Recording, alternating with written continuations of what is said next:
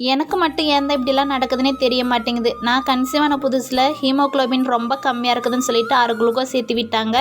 Glucose ஏற்றினதால ரத்தத்தோட அளவு பார்த்திங்கன்னா அதிகமாகிடுச்சு. 14 பாயிண்ட் ஏறிடுச்சு. 12 பாயிண்ட் இருந்தால் போதும் அப்படின்னு சொல்லியிருந்தாங்க. சரி கொஞ்சம் ஃபுட்டை கண்ட்ரோல் பண்ணலாமே, கண்ட்ரோல் பண்ண குறைக்கி இப்போ பிளட்டோட லெவல் வந்து பார்த்திங்கன்னா ரொம்ப கம்மியாகி போயிடுச்சு. எனக்கு மட்டும் ஏன் தான் இப்படி நடக்குதுன்னு எனக்கு உண்மையுமே புரியவே இல்லை.